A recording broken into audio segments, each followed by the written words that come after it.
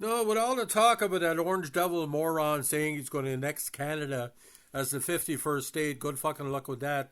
Because we invaded the States in the mid 1990s via Las Vegas, and it was a complete failure. And as a former football owner, that cocksucker should know that it doesn't work.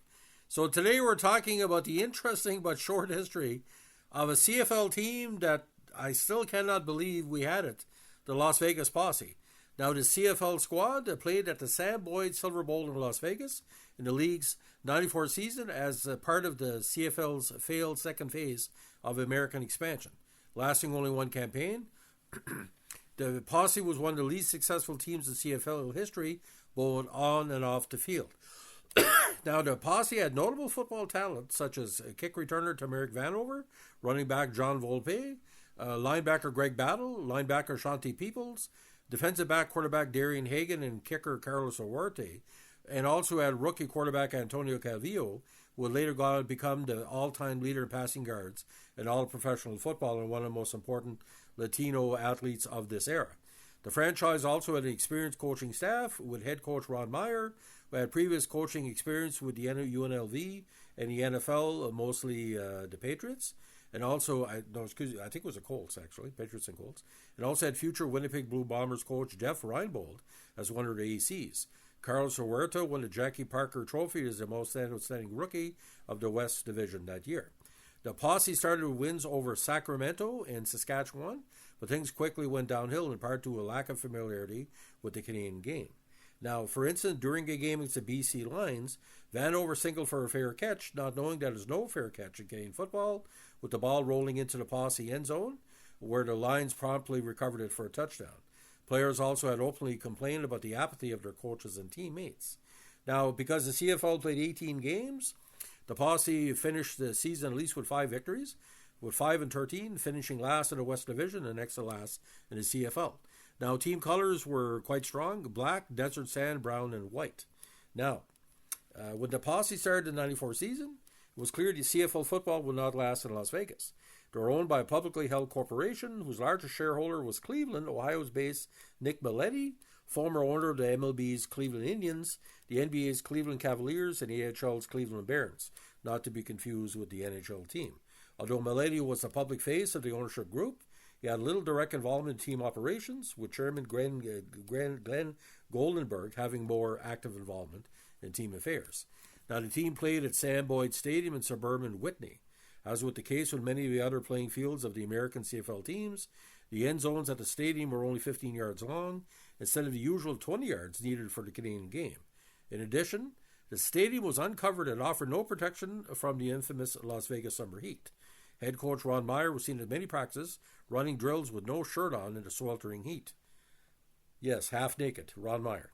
The Posse practiced on a smaller than regulation field, only 70 yards long, at the Riviera Casino Resort, where a sign read, "Field of Impossible Dreams," possible dreams, with no marking assistance from the league and a myriad of other entertainment options. Local interest was virtually non-existent. The most memorable moment for the franchise occurred on July 8, 1994, when the team played the Sacramento Gold Miners in the first ever CFL match involving 2 American-based teams. Now, the Posse won the game 32-26 at Sacramento's Hormel Stadium. Now, there was also several infamous moments. And this has to be seen to be believed. No wonder people in the States are fucked up when it comes to Canada. The special leader of that country, whoever, if ever sets foot in Canada again, will be arrested for treason. At the team's first home game against Saskatchewan, the singer of the national anthems, Dennis Casey Parks, singing under the pseudonym Greg Bartholomew, had only a vague knowledge of the Canadian anthem O Canada, and when he sang it, the song sounded familiar to O Tannenbaum or Christmas Tree. O Canada, O Canada. 2 weeks later, he was brought to a game in Hamilton where he sang it properly. On another occasion, Posse head coach Ron Meyer asked that the showgirls to loiter behind the bench of the BC Lions in an attempt to distract the opposition. The scheme did not work, and Las Vegas lost the game 39-16. But we all know all the best, nice-looking women are in the BC Lions crowd. Pamela Anderson, I think, was one at one point. Obvious reasons. Now, the Posse's attendance figures were never good to begin with, but significantly tailed off as the summer wore on. Management unsuccessfully tried to sell tickets by employing tactics such as reducing ticket prices to $9 U.S. for each seat. The few who bought season tickets for about $7.50 U.S. in the more expensive categories were given extra tickets to make up for the price difference, but still nobody showed up. Advertising their scantily clad cheerleaders or showgirls, and by staging halftime bikini contests long before the XFL. Now, the Posse's penultimate home game against the Bombers had an announced attendance of only 2,350, the lowest recorded attendance in CFL history. Several hundred of those in attendance were fans who made a trip from Winnipeg. Just before the team's last scheduled home game against the Eskimos, Milady announced the team would disband due to massive losses. The CFL, however, does not allow teams to fold in mid-season. Instead, it moved the game to Edmonton's Commonwealth Stadium, citing the Posse's meager gate. Several Eskimo season ticket holders had already arrived in Vegas when the game was moved and were forced to watching the game in a ballroom at the Imperial Palace when Air Canada was unable to fly them back to Edmonton on such short notice. The Posse's attendance that season average was a dismal 8,953. Now, in the end, after the season, Mullally entered talks with a group from Milwaukee led by Marvin Fishman. Fishman was looking for a way to keep pro football in Milwaukee after the Packers, who had been playing their part of schedule in Milwaukee for 60 seasons, announced he would play in Green Bay full-time for the 95 season onward. These talks very nearly came to fruition before the Brewers, who objected to sharing Milwaukee's county stadium with a team that played 9 home games, with many of them in the summer, blocked the lease. The Brewers had tolerated late-season Packers home games as that team played mostly outside baseball season, but with the Packers' pending departure, they wanted as few obstacles as possible to that stadium's eventual replacement with a baseball-only facility at the time when such venues were still considered an expensive novelty by many local governments and much of the public. Even after the failure of the proposed Posse move, the CFL still wanted to bring a team to Milwaukee and was far more ideal in terms of proximity to Canada than his other teams. Now, after the failure of the Milwaukee plans, a group led by singer and business mogul Jimmy Buffett attempted to buy and relocate the franchise to Jackson, Mississippi.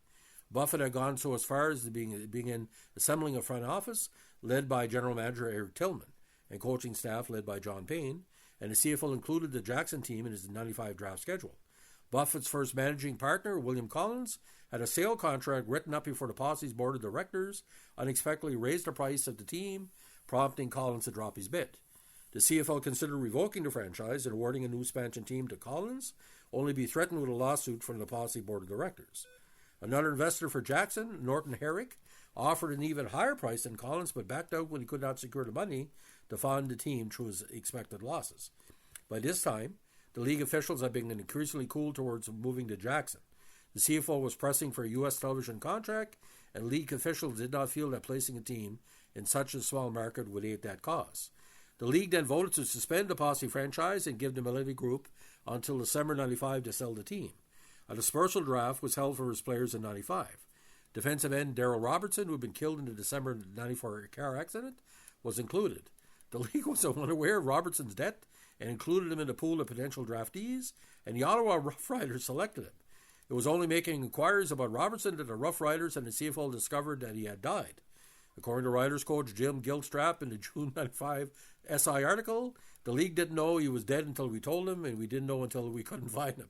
The failure of the Posse also affected the team's geographically coastal rival, the Sacramento Gold Miners. Before the Posse's arrival, the Miners had been nearly 900 miles away from the nearest opponent, the BC Lions. The Posse's failure meant that the Gold Miners again faced the prospect of traveling extremely long distances for away games. This, along with dissatisfaction with Hornet Stadium, prompted the Miners to become the San Antonio Texans for 95. Now, after the dispersal draft, another group from Miami tried to purchase the remains of the Posse and move the team to Miami. The deal called for the franchise would return for the 96 season as the Miami Manatees. In order to introduce the Miami fans to the CFL game, a preseason contest was played at the Orange Bowl between the Baltimore Stallions and the Birmingham Barracudas in 95. Baltimore won the game by a score of 37-0 in front of 20,000 fans. Unlike the Mississippi proposals, the Manatees would have retained the services of Myers head coach. However, the deal fell apart when the CFL ended its American experiment after the 95 season. The last active player from the Posse, or any American CFL franchise, was Calvillo, who last played for the Alouettes in 2013. Now, The Posse was the first attempt to be one of the major professional sport leagues in North America to place a team there. Las Vegas had only ascended to major city status in the 80s, and even after that, most major leagues traditionally avoided it due in part to its gambling reputation. Future professional football leagues would place teams in Vegas, with the XFL's Las Vegas Outlaws, the Arena League's Las Vegas Sting, Las Vegas Gladiators and Las Vegas Outlaws, and the UFL's Las Vegas Locomotives, all residing in the city. The XFL Outlaws and Locomotives did somewhat better, drawing fans at Sam Boyd Stadium than the Posse did, although both experienced steep declines as the years went on, to the point where the Locomotives were drawing fewer than the Posse by the end of the run. They also had a better on-field performance, particularly the Locomotives, who played in all 3 championship games the UFL had and won 2 of them. By the early 2000s, Las Vegas, who had been home to a AAA PCL team since '83, was briefly considered by Major League Baseball a potential new home for the Expos, who were soon to be relocate, but in the end they would move to Washington to become the Washington Nationals in 2016. However, Ron Manfred, the current commissioner of the MLB, said the city was a viable alternative for a potential expansion franchise. Now, Major League Sports' interest in Las Vegas would ultimately culminate with the NHL 20 years later, awarding the city an expansion team known as the Vegas Golden Knights, who won the Cup 2 years ago. The Golden Knights, again, would become the most successful expansion team in North American sports history by making it the 2018 Stanley Cup, only to lose in 5 games at the Capitals. Major League Pro Football finally settled in the air for good when the Raiders relocated to Las Vegas, and been playing in the city in 2020 at Allegiant Stadium in Paradise, Nevada, which replaced Sam Boyd, making Las Vegas the second former CFL city after Baltimore to become home to his NFL franchise. So key players again: Meyer leading John Volpe, Greg Battle, Shanti Peoples, Darian Hagan, Carlos Huerta, Tamarick Vanover, Anthony Calvillo, and Dan Cilio, and Jeff Reinbold being the coach. And again, the 94 CFL season, old Tannenbaum for sure. Ladies and gentlemen, what a concept. So, ladies and gentlemen, just as a reminder, Las Vegas would have worked with the CFL, but there's only one problem. They should have done a CFL South and then cross over like we had the East and West in Canada. So you should have had 8 teams on the top and 8 teams on the bottom. But I think it was the most numbers that we had were 5 and 6 in the South. But the Birmingham Barracudas, Sacramento Gold Miners.